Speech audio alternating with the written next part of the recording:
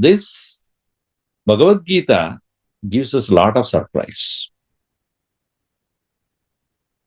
The greatest surprise is Bhagavan Krishna says, you know who I am? I am you.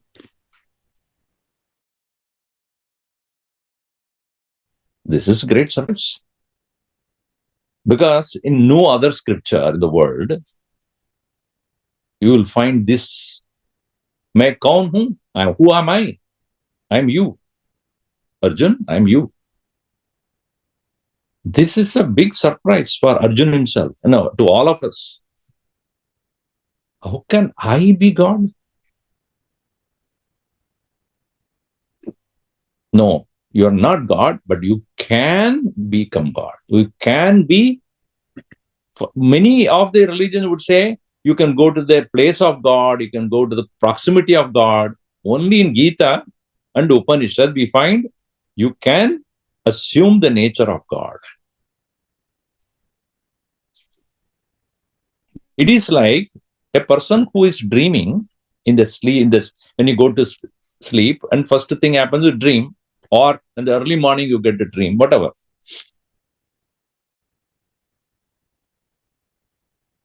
So, and in the dream, somebody wakes you up. In the dream, somebody wakes you up, saying it's a dream. Will you believe?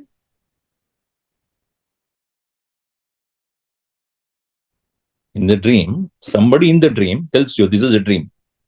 What will you do? First of all, if you don't believe that person, you won't wake up. And you will have a doubt. Right? You will have a doubt about that person's authenticity of the statement. You mean to say this is a dream? Yes. You can wake up. By the way, who are you? If this is a dream, you are part of.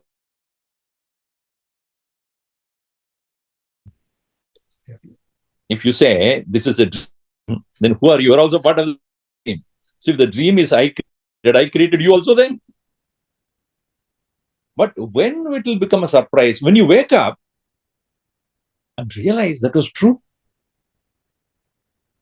Because it's a very terrible dream, let us say, that you had. A tiger was chasing you. And you're running and running and running. And sweating and tired, and it's coming very close to you. And you do not know what to do. And suddenly you stand in front of a person. Hey, wake up. Often these kids ask this question to me, no? Swamiji, I have a question to you. Answer. What is it? See, please pay attention here. So imagine you are in front of a lake in which there are a lot of crocodiles. And you have to go to the other side. No bridge and no boat also. How will you go? No, I don't go. No, you have to go. How will you go? The crocodiles are waiting to eat you up. No bridge, no boat. You can swim, but full of crocodiles. What will you do? The answer is stop imagining. Because the first statement is what is dead. Imagine that you are in front of.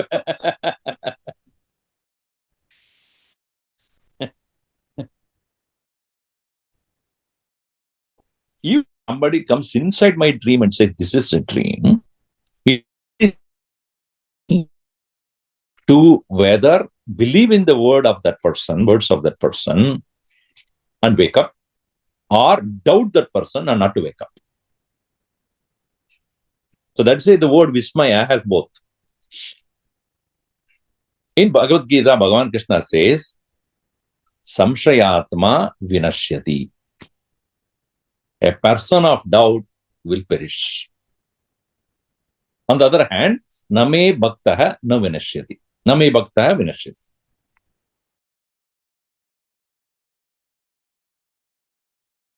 Opposite. Name bhakta pranashyati. My devotee will not perish. Some atma vinashyati. One who has a doubt will perish. So upon waking up, I realized I did the right thing. Right? So when I wake up,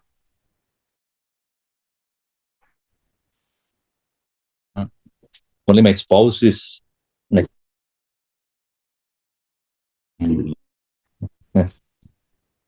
That's why spouse, I said, no, I think I am very careful.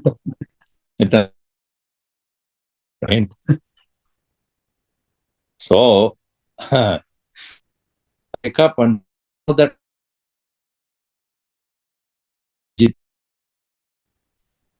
all that's all only imagination. So, when I come to wake up and realize that what I was going through was only a mere imagination, none of those things I experienced will have any reality right now.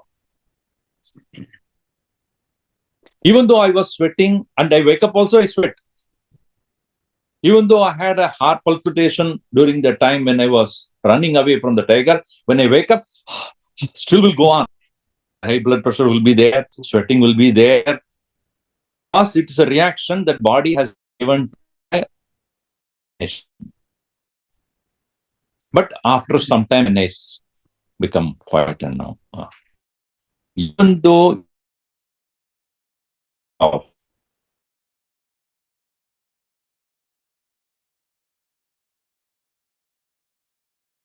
correct, I'm so relieved now. Now, after having woken up, what is my responsibility thereafter if I see similarly a person dreaming and suffering in the dream? What should I do? That is exactly what Bhagavan Krishna says. Arjun, first of all, you must know what I'm saying is true. Wake up. Wake up. And the more we doubt, more we'll be caught up in that whirlpool of the dream world. The more we give reality to what is going on in our life, the greater will be the difficulty to come out. So, this is called Vismaya, the greatest surprise. And once you wake up, you realize that I am you. You and I are not two different things. Because in 10th chapter, Bhagavan Krishna says, I'll tell you greatest glory of mine. What is that? Because Arjuna asked this question, how do I meditate on you? In what way I can think about you? Bhagavan Krishna says, Ahamatma Gudakesha. Sorry. Atma Gudakesha. Madischa Madhyam cha Bhutanam Anta Eva cha. O Arjun, I am you. I am the Atman. I am the self. You in everyone.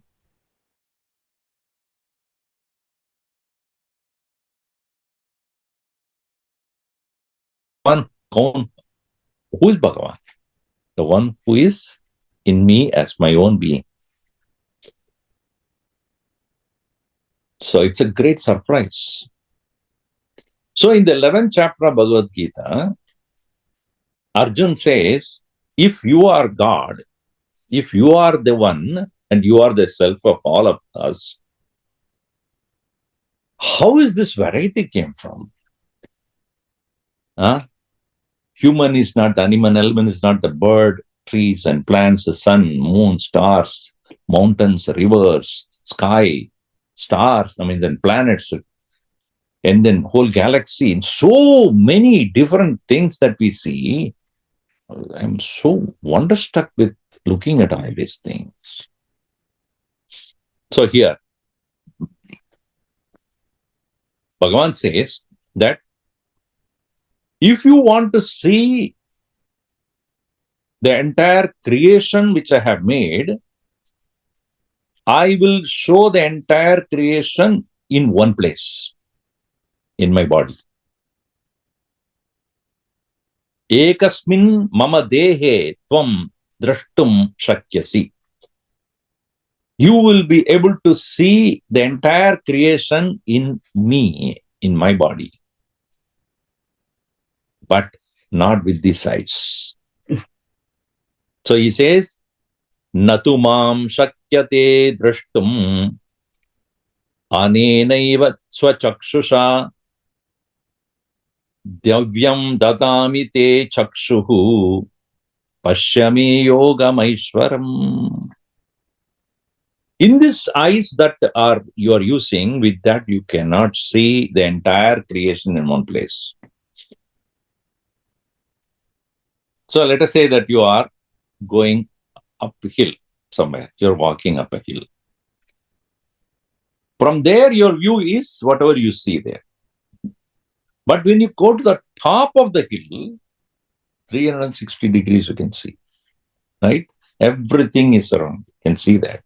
So when do you actually see more? When you go to the top, the highest point.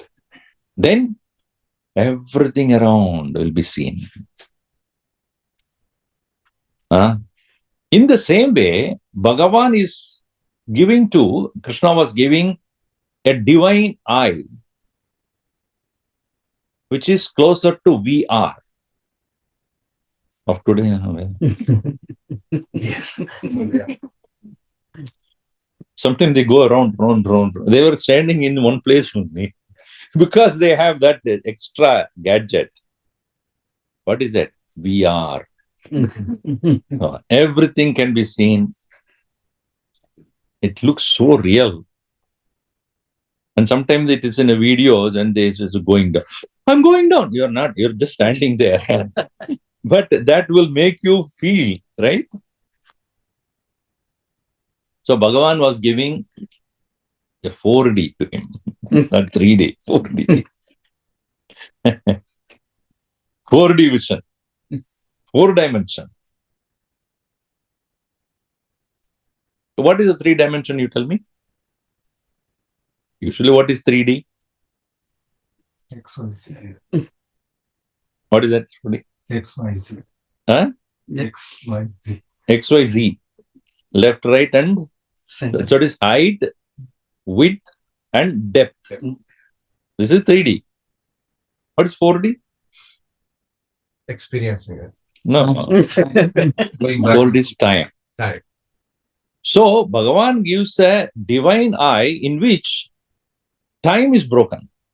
Meaning, he could see the creation and dissolution at the same time. The time factor is also broken. So now presently what we are seeing is only the current. What was in the past we can't see right now, and what will be in the future also cannot be seen at this time. But Bhagavan Krishna shows to Arjun the vision which is where he is able to see not only what is happening right now, what had happened to make this possible and what will happen after this.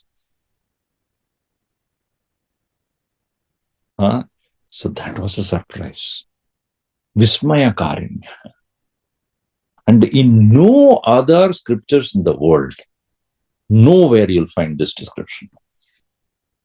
The Vishwarupa of the Lord, the cosmic vision of the Lord, where he shows not only humans, birds, and devatas, who are in the higher worlds, those who are in the lower worlds, all the living beings, inert and living, past, present, future. And even he tells Arjuna, whatever you want to see, you see it. Because in the beginning of the Bhagavad-Gita, and almost at the first and second chapter, Arjuna was quite apprehensive about who will win this war, whether we will conquer them or they will conquer us. Meaning Kauravas. He was doubtful whether we will win the war or they will win the war. So, in the 11th chapter, Bhagavan Krishna says, if you would like to know who will win the war, you will see it. That is what is going to happen in future. So, and how the vision of the Lord, which is showed to Arjun by him having this divine eyes. Anekavatranayanam. Many mouths, many eyes. Anekadbhuta darshanam. Most wonderful presentation of the entire creation. Aneka divyabharanam. Wearing all the most exquisite ornaments. Divya aneka adya anekadya udayudam. And wearing or holding various kinds of weapons in his hand. And Divyamalyam Baradaram, most beautiful garlands wearing them. Divyagandhanulepanam, smearing with the most exquisite chandanam and etc. Sarvascharyamayam Devam, most surprising, most wonderful God's presence. Anantam, endless. Vishwatomukam, his face everywhere.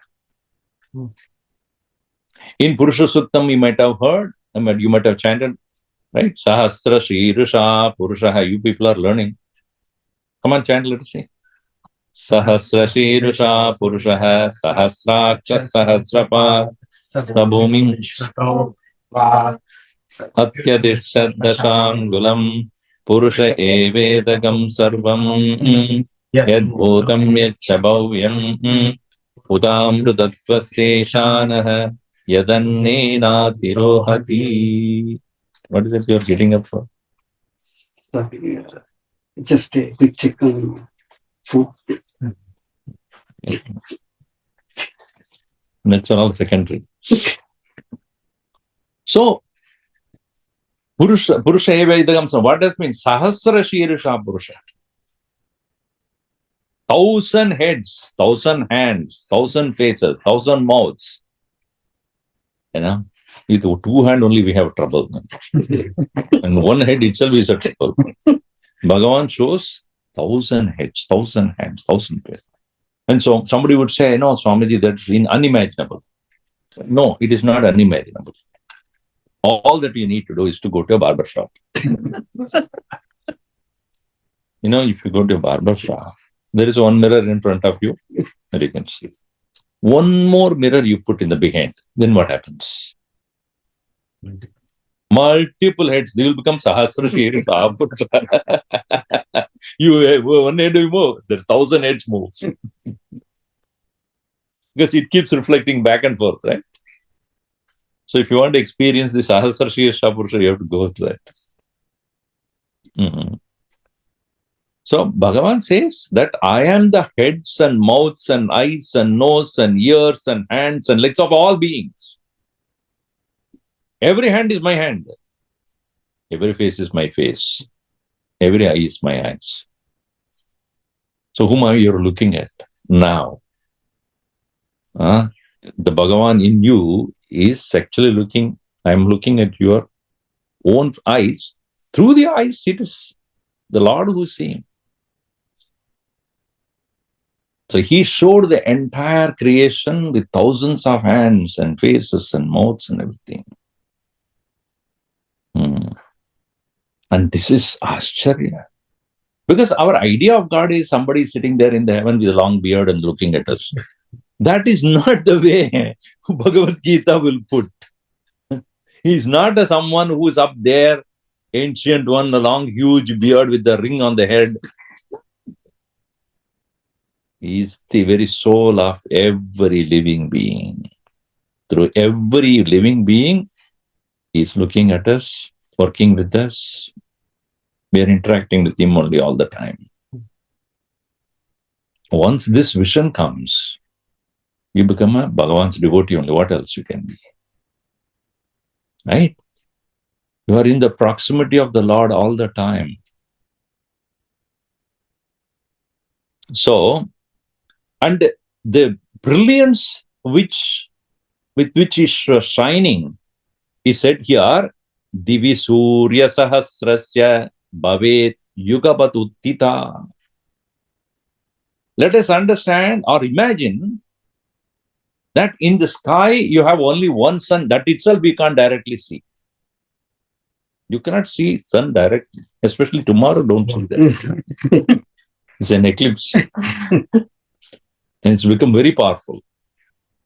So even the regular day, we cannot see the sun directly. The brilliance with which Bhagavan is appearing in front of Arjuna is Divi Surya Sahasrasya. Think about 1,000 suns. Yugabat Yuttita at the same time. What will be the brilliance? Divi Surya Sahasrasya Bhavet Yugabat Uttita Yadi Bha Sadrisha Sasyat. Think about that brilliance. Equal to that is the Vasastasya Mahatmanaha. That is the brilliance of the Lord. So nothing but surprise. Because all the time Arjuna was thinking he's just my friend, my cousin brother. He's my charioteer, my driver. That is how he was interacting with him. Slowly he realized, my God, who am I talking to? In fact, towards the end of 11th chapter, he says, Bhagavan, please forgive me, I have taken you so lightly. I will just say, hey, Krishna, come here. I have treated you like anybody else and I've laughed with you. I made mockery of you. I've been just, sometimes I even made a joke of you. You are who? You are the soul of all living beings. You are the one who is there, even in the little most small ant that is moving around looking for its own livelihood. You are there also. As much as you are the force that is creating the entire universe, the planetary system, not only this galaxy, trillions of galaxies are there. All of them is under your control. So suddenly the reverence and respect that he had for Krishna became 1,000-fold. That is a great Vismaya, great surprise. So here, natural reactions to this very vision, the reaction or the subsequent to this very vision of the Lord as one who envelops the entire universe, what would be the immediate reaction to that? Surrender. What a sweet man. What mistake I have done. And how lucky I am that you are showing this to me, because Bhagavan said, I have not shown this to anybody. Even the Devatas don't know it. Even Rishis don't know it. Even those Rishis who are meditating with me, for looking for this, have been doing for thousands of years. I gave this vision to you because you know why? Because you are my beloved devotee and friend. So only when you befriend the Lord, you will get this vision. Tadasya Vismaya-vishtaha Krishtaroma Dhananjaya. His hair was horripilated and was standing on one end. When you get a surprise, suddenly something, what do you call it? Horripilation. Vismaya-vishtaha Krishtaroma Dhananjaya. Pranamya Shirasa Devam Kritanjalir.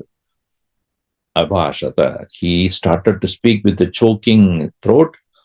Oh Lord, I never understood. I always that God is somewhere in the temple, go and worship him, or somewhere in the heaven. But I did not know that you are there in me and in everyone. As the soul of everyone, and whom I am interacting with all the time. In this context only, Bhagavan says, not only I am the creator of the universe, I am the dissolver of the universe also. See, every day evening we dissolve ourselves, correct? Dissolve means what? We don't remain as what we are, so and so. At the end of the day, we withdraw ourselves from the active world, correct? At least 6 to 8 hours or whatever. When you thus dissolve yourself into yourself and no more available to the world is so happy that you are not there.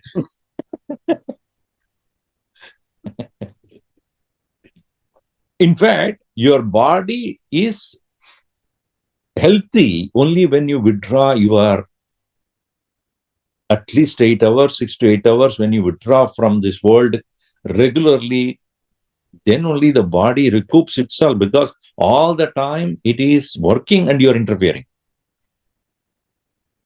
See, if you are writing something or you are talking or you are doing, I come every 5 minutes. How are you? What are you doing? Let me do no. And after some time, again 5 minutes later, I will come and interfere. You want chai? No, I don't want anything. Okay. You want water? No. Why don't you go out? Okay. How about some snacks? So if I continuously disturb you, will get irritated or not? Leave me alone for some time. In the same way, this body is continuously working and our mind interferes with this. Breathing is going on, blood circulation is going on, you are getting old. And so many things are going on in the body without your permission. When you are eating food, are you doing anything to digest? Nothing. Right? You are not doing anything. It goes on. Your body is doing its work and blood circulation is going on. Every cell is getting energized and food is digested. Breathing is going on. So it is doing its job. Even when you're sleeping, it is going on. So why sleep is important? Because that is the only time mind doesn't interfere with the body. You are withdrawn. And that is very important, therefore, that 6 to 8 hours of undisturbed sleep is the most gift of health you can give to your body. At that time also Netflix. WhatsApp. Or the phone. The disturbed sleep is the most dangerous to the body. So here, when you withdraw from this physical body, you are going to the state of the total deep slumber. That is when it becomes very powerful. So here, why that thought came? That the entire creation is Bhagavan's body. The creation is Bhagavan's own Sharira, this body of the Lord. And he takes care of everything. Are you feeding the birds? I have bird feeder, Swamiji. If you don't feed the bird, it will die or what? It has been there thousands of years. You don't need to feed. And if you want to feed, it's out of your feeling for it, you may do it. Do you think that because you are feeding this, all the birds are up? Tell me. Bhagavan takes care of that. He knows what to do with his creation. So as much as creation is important, this dissolution is also equally important. Because whenever the world dissolves, it recreates itself with a fresh new emergence. Recycling is done by him all the time.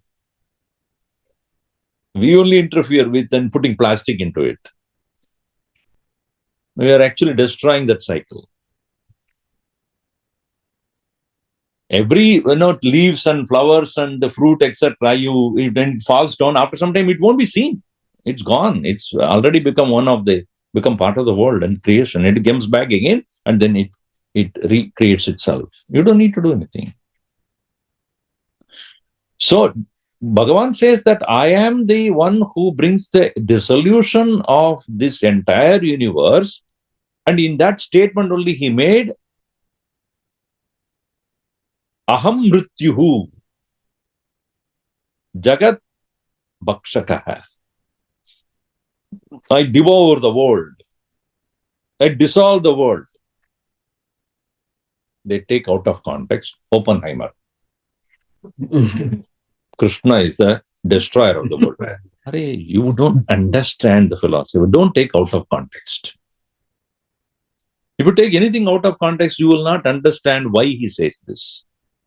As much as I am the creator, I myself is the dissolver of this also. Because according to our logical reasoning, effort cannot stay far away from its cause. What is the effect of anything? If I have a mud pot, the cause of it is a mud. And where is the mud? Is it in the pot or outside the pot? Similarly, creation by the Lord is nothing but Lord in that form. Like mud itself is the pot. Bhagavan itself is the world. God himself is the world. And when just like the pot, when it disintegrates or broken, where does the mud go? Walks out. Okay, chalo, main ja raha hu. Nahin. The pot merges into that mud. So the creation goes back to the Lord only. And that's what we call dissolution. It's not destruction. We only destroy. Bhagavan dissolves. In everyday life, every day when you go to sleep, your wakeful state is dissolving into the sleep state. You're not gone anywhere. You're there only, right? Even though the world would say, he has gone to sleep. No, he didn't go. I can see him. Meaning, you have dissolved yourself to the state of sleep, wherein you are not available for the world anymore. When you're gone forever, you're no more available. Gone for good.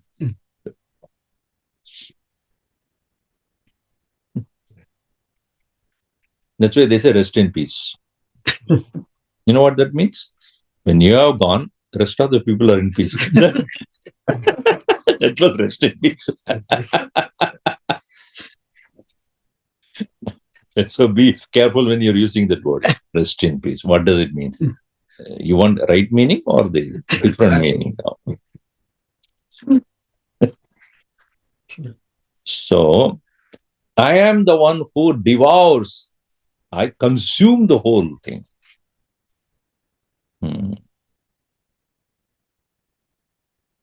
So, those who know that finally everything goes back to him only, because everything came from him only. So, he says, Ruddhaditya vasavo ye cha sadhyaha vishveshvino marudaschoshma pashvascha Gandharvayakshur surasiddha sangaha vikshante tvam vismaya shaiva sarve. All the devatas, Rudra, Aditya, Vasava, Sadhyaha, Vishveshwaraha, Ashvino, Marudaha, Pushmapaha, Gandharva, Yaksha, Suras, Siddha Sangha, all of them are at the time when you are dissolving, or when you are showing the entire huge form. All of them, those who know where they are going, they are looking at it with great surprise, because they all know he is the one to whom I am going back. And example is given, Yata nadinam bahavom bhuvegaha samudramevapi mukhadravanti. Just like all the rivers, finally where do they go? Into the ocean. Yata nadinam bahavo ambuvega. In all the rivers, ambuvega means, the amba means water, vega means force. The stream, the force, where does it go? Samudrameva abhimukha bhavanti. Dravanti. They all flow into the ocean. Why? Because that's where it came from. Where do the rivers come from? What is the river? River is flow of water. Water only. Where is the water? What is the source of water? Ocean. Ocean gets heated up, goes back, goes up, and then becomes rain and pours down on the top of the hills, and they become stream and then become rivers. Those rivers are going towards the ocean. They cannot go reverse. Therefore, rivers are actually no rivers. Huh? They only go one direction. Just like all the rivers go and merge into the ocean, in the same way, tata tavami naraloka viraha vishanti vaktrani abhijvalanti. But Arjuna, seeing this, all beings are going into the mouth of the Lord. And that also he shows this is called dissolution. Arjuna, understand, just like the rivers, wherever they are, they have to go back to the same ocean. Actually, ocean is only one. We name it differently. Is there different oceans are there? Arabic Ocean or Atlantic Ocean and Pacific, all H2O. And they all are them connected only. Right? So all rivers go back to the ocean. So too, entire creation merge into me. Nobody can escape this. And symbolically, Bhagavan opens the mouth and all things are going into him. I saw this when I was young. I saw in a theater, in a movie, there they showed this particular, scene where you happen to open the eyes and everything was inside. Like Then later, there's some movie like that. Yeah. Then later on, when I came to this country, and then I saw the Carl's Jr., So I remember this I've seen somewhere. I am eating, don't disturb me. A double burger. Like Vishwarupa Darshan of the Lord. Going everything inside.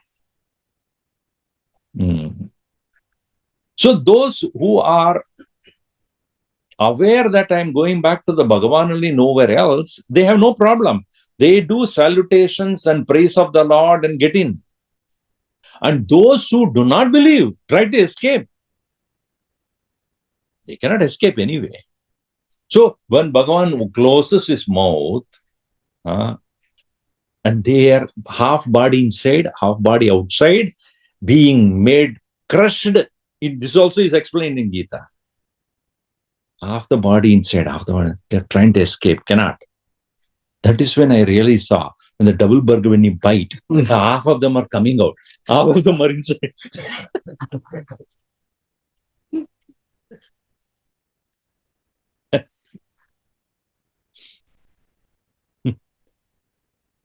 And interestingly, in Bhagavad-Gita, the narrator is Sanjaya. As you know, he was explaining this to Dhritarashtra. So at the end in 18th chapter, he recalls this Vishwarupa Darshana of the Lord and he says, Tacha samsritya samsmritya rupam adbhutam rupam adyadbhutam hare. I remember again and again the most wonderful form of the Lord which I saw. Vismayo me mahan rajan rishyami cha punah punah. Remembering that, my heart is overwhelmed with so much of joy, because this is something which is impossible for anybody to even mentally also think about it. So 3 people actually saw this Vishwarupa of the Lord. Arjun, Sanjaya, and Vyasa. So Vyasa, that's why he was writing this. It is also that Hanumanji was sitting there in the Arjuna's top of the chariot, also saw that, but there is no mention of that in Mahabharata. But then later on stories have, that Hanuman also watched this. Now the next topic is Aahlaada-kaarinyai Namah. We saw Vismaya-kaarinyai Namah. Aahlaada means a kind of excitement or kind of joy, overwhelming joy. In Sanskrit, the word Aahlaada means glad. There is an intimate connection between Indo-European languages. Many of the Sanskrit words are found to be in the European languages, whether it is Latin, the old languages, Latin, mainly Latin. So you'll find there are a lot of words which are very close. Dwara become door. Right? Dwar in Sanskrit, and then door in European languages. Then Aahlaada, glad. There are so many of them equal to that. So Aahlaada means extremely glad. Is a prefix. Extremely glad. What creates glad in you? Somebody whom you have not seen, and you are saying, "Oh, I'm so glad to see you." Don't we say that? What is my? It's opposite of bad. Sad. I'm so glad to see you. So delighted to see you. Also joyful to see you. Right? So Aahlaada-kaarinyai Namah. It creates so much of joy. Why it is a glad, or why it is such an amount of joy to Arjun? So here he says, Kalosmi lokakshaya krit pravruddha lokan samahartum iva pradruttah rite bitvam na bhavishyanti sarve evastita pratyanikesha yodaha. He says, I am the time, as I mentioned before also, Kala asmi, I am time. You might have seen Mahabharata. The beginning, what did they show? They showed chakra. मैं काल हूं, मैं सबको देख रहा हूं. Meaning what? I am time. It is said in Bhagavad-Gita, a beautiful statement. Time, we should understand not as what the watch shows. That is also time. But this time is relative. Why? Because if you say it is 7 o'clock, where are you talking from? That is important. 7 o'clock when you say, if the same time is what is in East Coast, you say 7 o'clock. It's 10 o'clock there. India? So that this time is relative. It is not absolute. Correct? It depends upon which part of the universe you are there, or which part of the earth you are standing and talking. Now they are talking lunar time also. Let's not go there now. So here, time, what we understand as time, is relative, not absolute. But when Bhagavan says, Krishna says, Aham Kala, what it means is not the time which we know according to the sun here. His creation. When he created, the time began. And in fact, according to Bhagavatam, the time is a constant factor in which creation and destruction take place. But the time is continuously there. And it is said in Bhagavatam that when Bhagavan dissolves the whole universe, and he keeps time as an external witness to wake him up. He is in a total, and what is called Mahanidra. So it is that he goes into a state of dissolution and remains himself as an unmanifest form. And then like we keep our alarm, Bhagavan keeps time as the external factor, keeping so that it will wake him up. Come on, let us time to create. Get up. Even in our own daily example, when you go to sleep, are you aware of time? That's why we need alarm outside, right?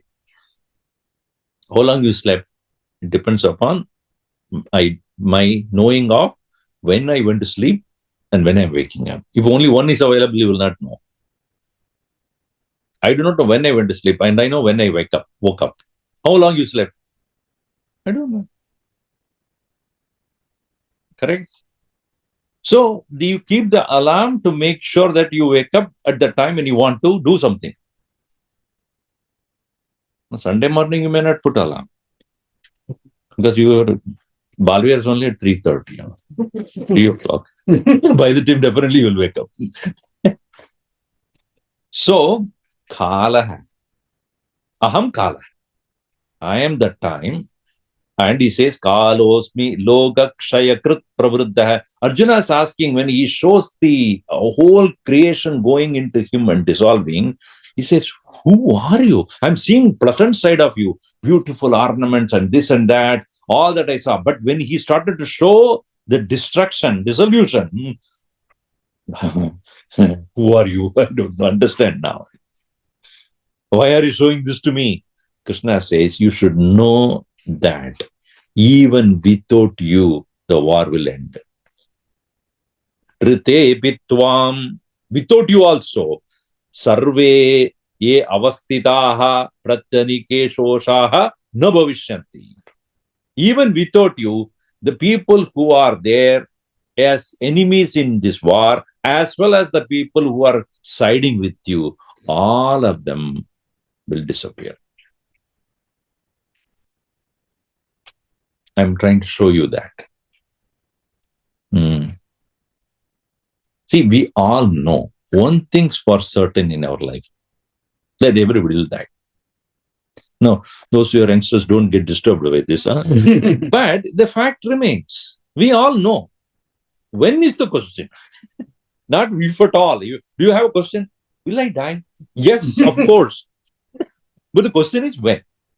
And there is no doubt about the end. The question is when.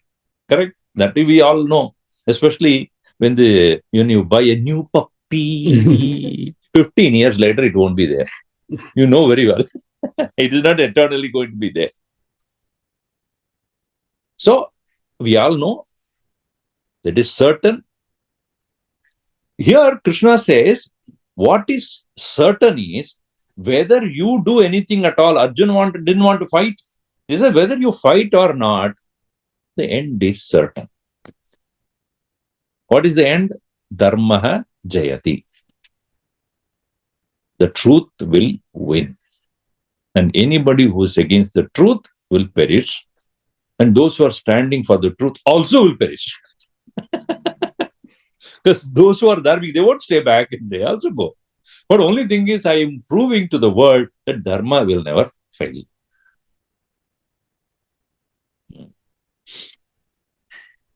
So when Arjuna wanting to see, because I remember he was asking this question, whether we will win, they will win, etc. So winning is definitely for Dharma, and therefore you standing for Dharma, you will win.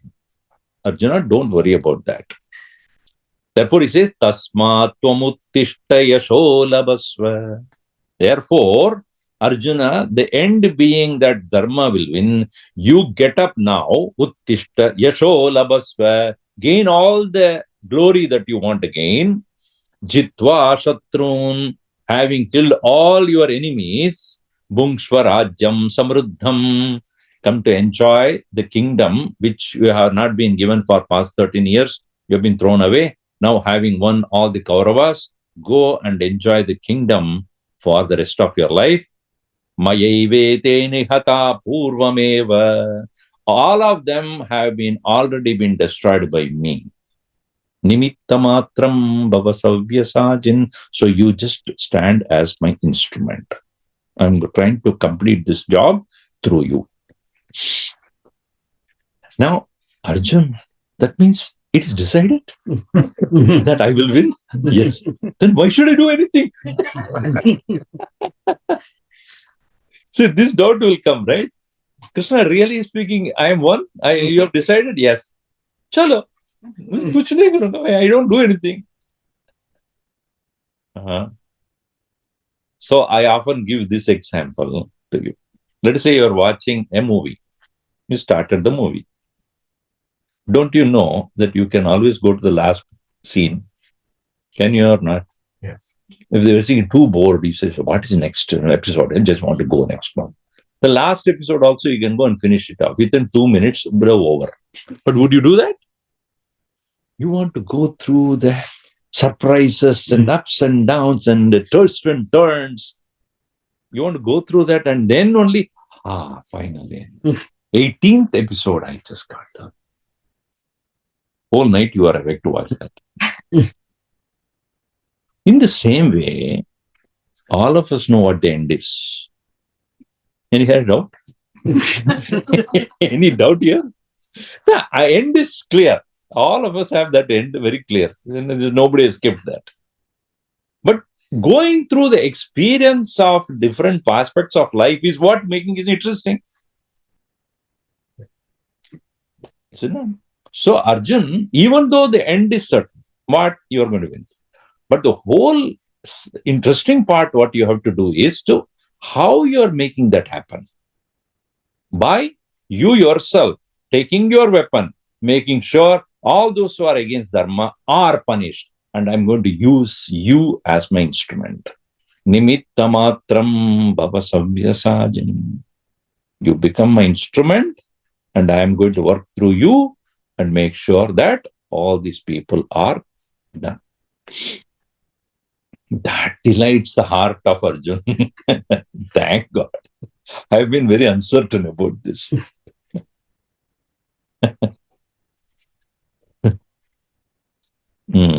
And Arjuna says, Bhagavan, you are the one who brings delight to the people in every way, in every experience. The delightful experience is always the source is you. So when we eat a fruit and a delight, the fruit is coming from God only.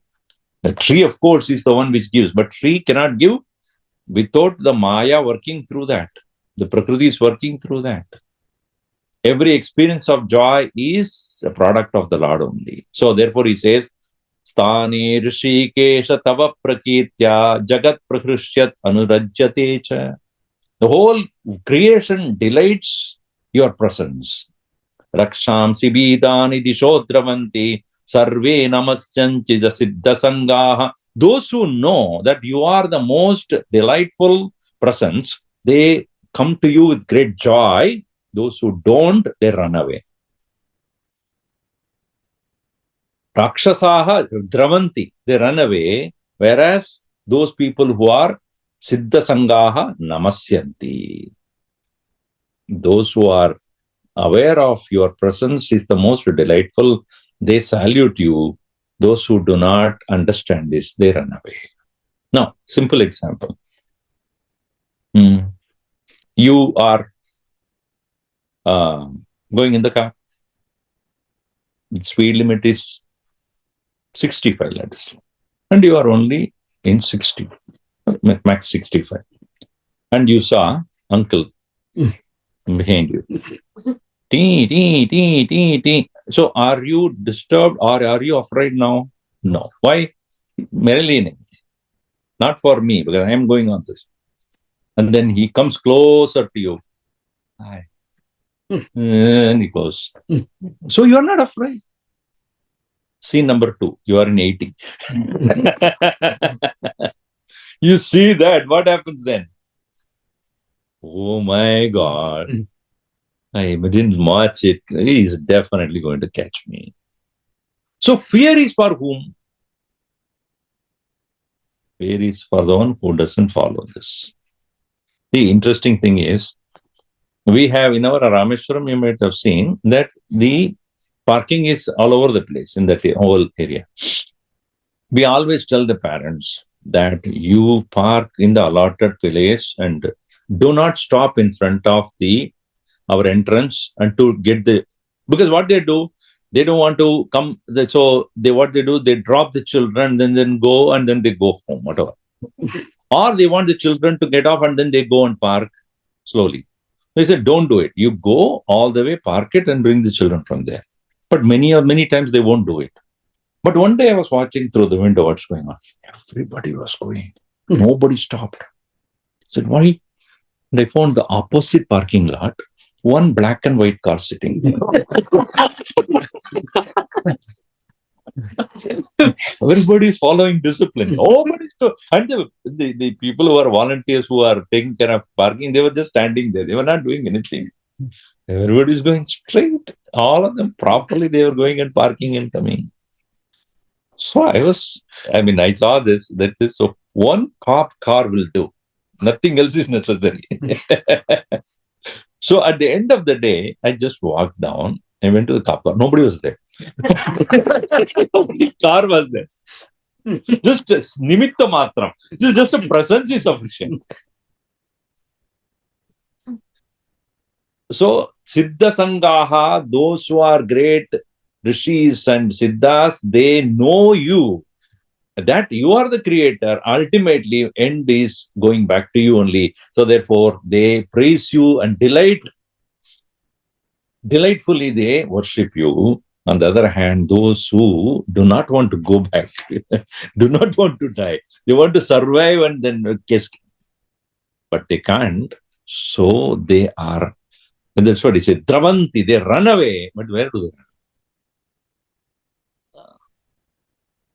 So the glad people who are aware of the Lord, who is present in all the time watching me, they are constantly in his company and enjoying it. That is what is called Aahlaada-kaarinyai Namah. So Sanjaya is also says at the end, I am so glad that Dhritarashtra, you asked me the question, what happened between Arjuna and Krishna?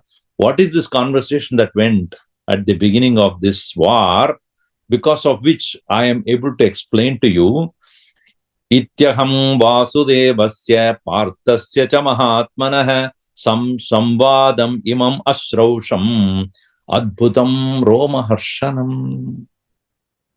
The whole conversation between Arjuna and Krishna is none other than Nara Narayana Samvad. The conversation between a soul and God. That is the conversation that took place. So listening to that, my heart is overwhelmed with joy. Rajan samsmritya. Again and again thinking about that. Samvadam idam adbhutam. This great delightful samvada. Keshava Arjuna yo punyam. Between Keshava and Arjuna. Between Narayana and Arjuna. Krishyami cha muhurmuhu. It delights me heart again and again, because it is so much of not only joy, eye-opener, so much of information, knowledge, wisdom. So towards the end, he says, this is the last but one verse. Arjuna says, this is the most delightful conversation I ever witnessed. And not only because of which, Dhritarashtra, you got the benefit of the teaching, the entire world forever got the direct teaching from Lord himself. Right? So I became the instrument of the Lord to give this to the world. So that's how he becomes so delightful. That is Aahlaada-kaarinyai Namah. So we saw the two of them. That is Vismaya-kaarinyai, one who brings a great surprise and joy. Joy is Aahlaada. Om Sarve Bhavantu Sukhinah, Sarve Santu Niramayaha, Sarve Bhadrani Pashyantu, Ma Kasyid Dukkha Bhag Bhavet. Om Shanti Shanti Shanti. Hari Om Shri Gurubhyo Namah. Hari Om.